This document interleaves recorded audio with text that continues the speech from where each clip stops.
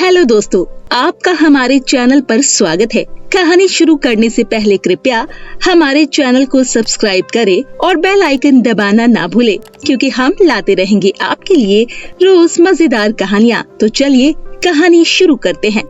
एक गांव में किरण अपनी सौतेली बहन मुस्कान और अपनी सौतेली मामी ममता के साथ रहती थी। किरण का रंग सांवला था, इसीलिए उसे कोई भी पसंद नहीं करता। वहीं उसकी सौतेली बहन मुस्कान का रंग बहुत ही ज्यादा गोरा था। ऐसे ही कुछ दिन बीत जाते हैं। फिर एक दिन मुस्कान अपनी माँ ममता से कहती है, माँ, मुझे आपसे कुछ जरूरी बात करनी है। हाँ बेटी, बताओ क्या बात करनी है। आपको तो पता है ना कि इस किरण की वजह से हमारी कितनी बदनामी होती है। लोग इसके सांवलेपन की वजह से हमें 4 बातें हमेशा सुनाते हैं। हाँ बेटी, मैं भी यही सोच रही थी कि इस पागल को इस घर से कैसे निकालूं। बस ये सोचकर रुक जाती हूँ कि कहीं तुम्हारे पापा को पता चल गया तो पता नहीं वो हमारे साथ क्या करेंगे। माँ, क्या ये बचपन में किसी कोयले की खान में गिर गई थी क्या, जो ये इतनी ज्यादा काली है? नहीं बेटी, ये किसी कोयले की खान में नहीं गिरी थी, बल्कि ये बचपन से ही काली है। पता नहीं ये इतनी काली कैसे हो गई। सुन किरण, जा और जाकर खाना पका, और हाँ, उसके बाद जाकर झाड़ू पोछा भी कर देना। किरण अपनी मामी की बातें सुनकर उनसे कहती है, मामी, आप मुझे ऐसा क्यों कहती हो कि मैं काली हूँ? साथ ही साथ आप दोनों मेरी हर वक्त बेइज्जती करती रहती हो। अगर भगवान ने मुझे ऐसा ही बनाया है तो भला इसमें मेरी क्या गलती है? अरे बस भी कर, ये क्या बोल रही है? तुझे पता भी है कि तू अपनी मामी से बात कर रही है। तेरी इतनी हिम्मत कैसे हो गई मुझसे जुबान लगाने की? मैं आपसे जुबान नहीं लगा रही हूँ, बल्कि मैं तो बस आपसे ये कह रही हूँ कि आप सब मेरे साथ ऐसा क्यों करती हो? ये सब तू क्या बोल रही है? रुक, आज मैं तेरी जुबान बंद कर ही देती हूँ, तब जाकर तेरी अकल ठिकाने आएगी।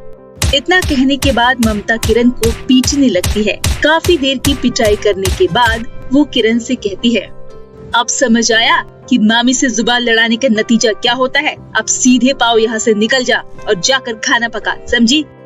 किरण रोते हुए किचन की तरफ जाती है और वहाँ पहुंचकर वो खाना पकाने लगती है और रोने लगती है।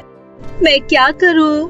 मामी और दीदी मेरे सांवले रंग की वजह से हर वक्त मेरा मजाक उड़ाते रहती है। जब भगवान ने मुझे ऐसा ही बनाया है तो इसमें मेरी क्या गलती है? अब बहुत हुआ, मैं और बर्दाश्त नहीं कर सकती हूँ। मैं आज ही जाकर कहीं अपनी जान दे दूंगी। ना रहूंगी मैं और ना ही कोई मेरा मजाक उड़ाएगा। किरण ये कहकर बिना खाना बनाए वहाँ से जंगल की तरफ चली जाती है और जंगल में जाकर वो जंगल के बीचों बीच वाले कुएं के पास पहुँचती है और वहाँ जाकर फिर से रोने लगती है। भगवान, मेरी मामी और बहन को खुश रखना, क्योंकि मैं आपके पास आ रही हूँ। मैं बहुत ही ज्यादा तंग आ चुकी हूँ अपनी जिंदगी से, पर अब और नहीं, अब बस बहुत हो गया। ये सब कहने के बाद किरण जैसे ही कुएं में कूदने वाली होती है, तभी वहाँ पर एक बहुत ही सुंदर सी परी प्रकट होती है और वो किरण से कहती है, बेटी किरण, रुक जाओ। क्या अपनी जिंदगी इस तरह गंवाने से तुम्हारी समस्या का समाधान हो जाएगा? बताओ मुझे। पर मेरी जिंदगी का अब क्या फायदा है? हर जगह मेरी बेइज्जती होती है मेरे इस सांवले रंग को लेकर। आखिर ऐसा क्यों होता है? क्या हम जैसे सांवले लोगों के साथ ऐसा ही होता है? क्या हम इन लोगों के बीच नहीं रह सकते हैं क्योंकि हम सांवले हैं? मेरी वजह से हमेशा सबको तकलीफ होती है, इसीलिए मैं मरना चाहती हूँ। हाँ, मैं समझती हूँ तुम्हारे साथ बहुत गलत हुआ है, पर तुम अब घबराओ नहीं। मैं तुम्हारी इस समस्या का हल करूँगी। चलो, मैं अपने साथ तुम्हें कहीं ले चलती हूँ। इतना कहकर परी अपनी जादुई छड़ी घुमाती है और किरण को नदी में बने एक जादुई सैंडल के पेड़ के पास ले जाती है, जिसे देखकर किरण काफी ज्यादा खुश हो जाती है और वो बोलती है, अरे वाह, इतनी सारी सैंडल! पर ये इस पेड़ पर कैसे लटक रहे हैं? ये सब कैसे हो सकता है? तब परी कहती है, अरे किरण, ये कोई आम पेड़ नहीं है, ना ही ये कोई आम सैंडल है, बल्कि ये इस जादुई पेड़ के जादुई सैंडल है। अब तुम एक काम करो, इसमें से एक सैंडल तोड़कर पहन लो, फिर देखो जादुई सैंडल का कमाल।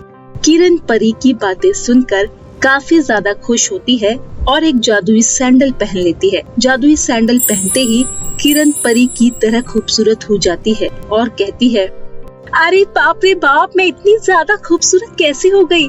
मुझे तो अभी भी यकीन नहीं हो रहा है। किरण इतना कह ही रही थी कि तभी वो परी कहती है, बेटी किरण, अब तुम मेरे साथ मेरे परीलोक चलो, वहाँ तुम मेरे साथ रहना।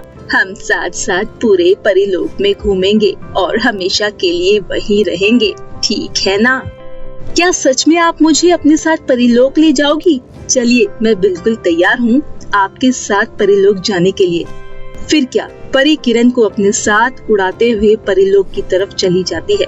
तो दोस्तों, कैसी लगी आपको हमारी ये कहानी? हमें कमेंट करके जरूर बताएं और इसे अपने दोस्तों के साथ भी शेयर करें। और हाँ दोस्तों, अगर आपने अभी तक हमारे चैनल को सब्सक्राइब नहीं किया तो जल्दी से नीचे लाल कलर का बटन दबाकर सब्सक्राइब करें और बेल आइकन दबाना ना भूलें, ताकि आप ऐसे ही नई मजेदार कहानियाँ देख सके। तो दोस्तों, तब तक के लिए आप अपना ध्यान रखिए। धन्यवाद।